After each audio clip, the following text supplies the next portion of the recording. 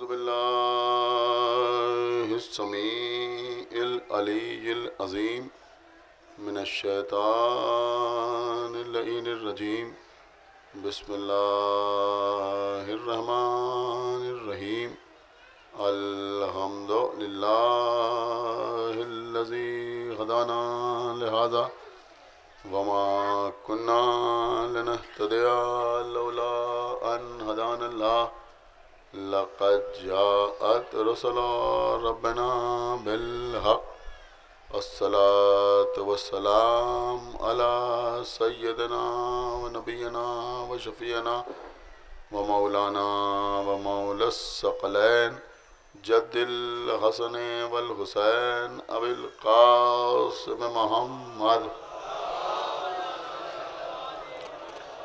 وعلى أهل بيته الطيبين الطاهرين المعصومين المظلومين المنتخبين المنتجبين الذين أذهب الله عنهم الرجس وطهرهم تطهيرا ولعنة الله على أعدائهم وقتلتهم وغاصبي حقوقهم ومنكري فضائلهم ومصائبهم أجمعين من الآن إلى يوم الدين أما بعد فقد قال الله سبحانه تبارك وتعالى في كتابه المجيد وفرقانه الحميد وقوله الحق بسم الله الرحمن الرحيم وما تشاءون الا ان يشاء الله صلوات پر محمد سورہ دہر میں آخری آیات میں خالق کائنات اپنے کچھ مخصوص محترم اور مقدس ترین بندوں کا تعارف اس انداز سے کرا رہا ہے کہ وہ تو کچھ چاہتے ہی نہیں سوائے اس کے کہ جو اللہ چاہتا ہے. یعنی اس کائنات میں اللہ کے کچھ بندے ایسے بھی ہیں کہ جو مخلوق ہیں خالق نہیں ہیں، مرزوق ہیں رازق کل نہیں ہیں، ممکن الوجود ہیں واجب الوجود نہیں ہیں، عبد ہیں معبود نہیں ہیں. لیکن ان کی شان یہ ہے کہ یہ وہی چاہتے ہیں جو اللہ چاہتا ہے. یا یوں کہہ لیا جائے کہ جو اللہ چاہتا ہے وہ یہ چاہتے ہیں، اور جو یہ چاہتے ہیں وہ اللہ چاہتا ہے. جو اللہ کی مرضی وہ ان کی مرضی، اور جو ان کی مرضی وہ اللہ کی مرضی. جو اللہ کی رضا وہ ان کی رضا، اور جو ان کی رضا وہ اللہ کی رضا.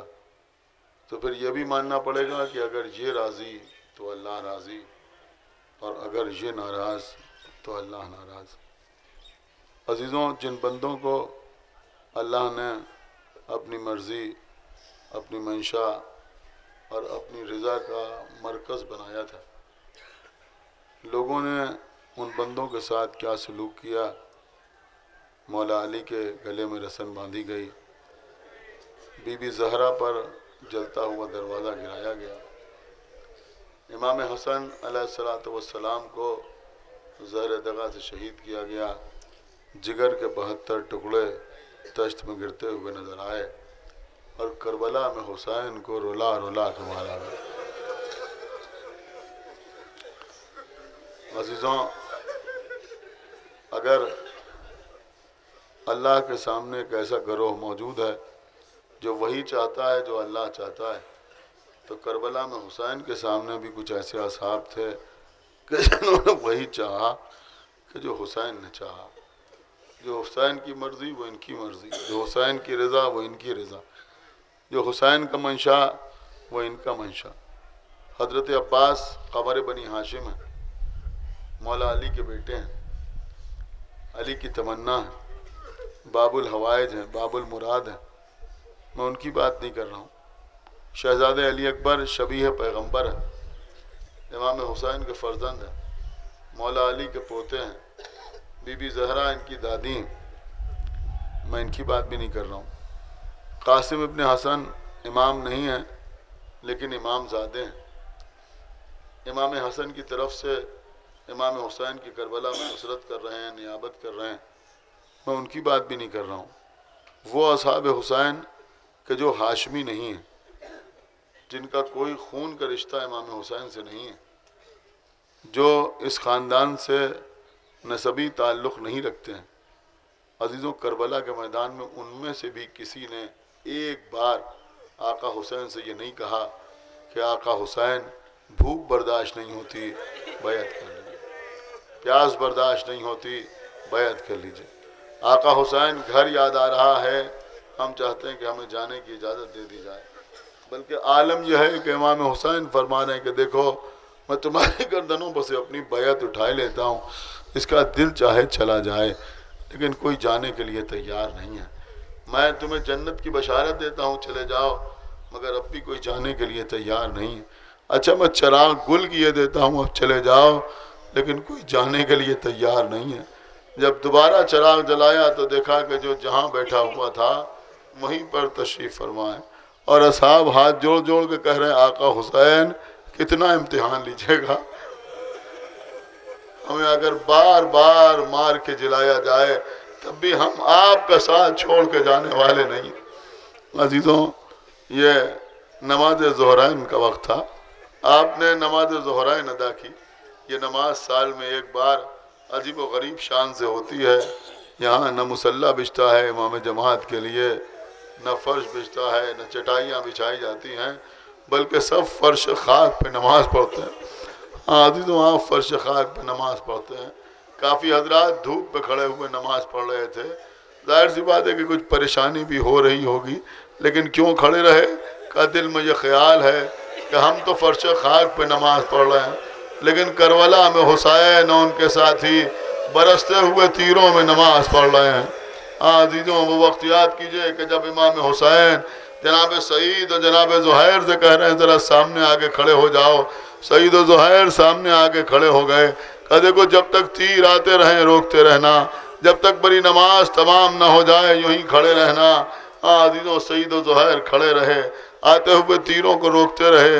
میں نے خود کسی کتاب میں نہیں پڑھا، لیکن میں نے بزرگ ذاکرین سے سنا ہے کہ ایک ذاکر تھے، ایک عالم تھے، خطیب تھے، ایک بار مجلس میں یہ پڑھ دیا، جوش میں آگے کہہ دیا کہ اگر کربلا میں آقا حسین مجھے بھی حکم دیتے تو میں بھی سامنے جا کے کھڑا ہو جاتا، آتے ہوئے تیروں کو روکتا رہتا۔ کیا کہنا ان کا، جن کی اصلاح کرنے کے لیے خود معصومین تشریف لاتے ہیں۔ عزیزوں، سو گئے تو خواب میں دیکھا کہ آقا حسین تنے تنہا کھڑے ہوئے نماز، اور تیروں کی بارش ہو رہی ہے۔ آقا حسین نے کہا کہ تم سامنے آگے کھڑے ہو جاؤ، آتے ہوئے تیروں کو روکتے رہنا۔ یہ کہتے ہیں کہ اب آقا نے کہا تھا، مجھے ڈر تو لگ رہا تھا لیکن میں سامنے جا کے کھڑا ہو گیا، مگر جب کوئی سنسناتا ہوا تیر آتا تھا تو میں ڈر کے الگ ہٹ جاتا تھا، پھر تیر آیا پھر میں ہٹ گیا، پھر تیر آیا پھر میں ہٹ گیا، میں ایک تیر بھی روکنے نہیں پایا، یہاں تک کہ میرے آقا کی نماز تمام ہوئی۔ اب جب میں نے پلٹ کے دیکھا تو کیا دیکھا کہ سارے تیر آقا حسین کے جسم اطہر میں پیوست ہو چکے۔ امام حسین آگے بڑھے، آگے بڑھ کے ان کے کندھے پہ ہاتھ رکھا کہ بھائی اس پہ تمہاری کوئی خطا نہیں ہے، پریشان ہونے کی ضرورت نہیں ہے، لیکن آئندہ سے میرے اصحاب کی برابری کی کوشش نہ کرو۔ یہ تو سعید و زہیر ہی تھے کہ جو حسین کے سامنے کھڑے ہوئے تیروں کو روک رہے تھے۔ کبھی ہتھیلی پر تیر کو روکا، کبھی کلائی پر تیر کو روکا، کبھی بازو پر تیر کو روکا، کبھی اچھل کے پیشانی پر تیر کو روکا، کبھی رخساروں پر تیروں کو روکا، کبھی سینے پر تیر کو روکا۔ ایک تیر بھی حسین اور حسین کے ساتھ پڑھنے والے نمازیوں تک جانے نہ دیا، یہاں تک کہ میرے آقا کی نماز تمام ہوئی۔ ایک جانب ایک صحابی گرا، دوسری جانب دوسرا صحابی گرا، حسین ایک کے پاس پہنچے، سوال ہوا آقا کیا آپ ہم سے راضی ہو گئے؟ عزیزوں، ہم تھوڑا سا مجلس ماتم کر لیں، کچھ تبرک تقسیم کر لیں تو ہم سمجھتے ہیں کہ ہم نے بہت کچھ کر لیا۔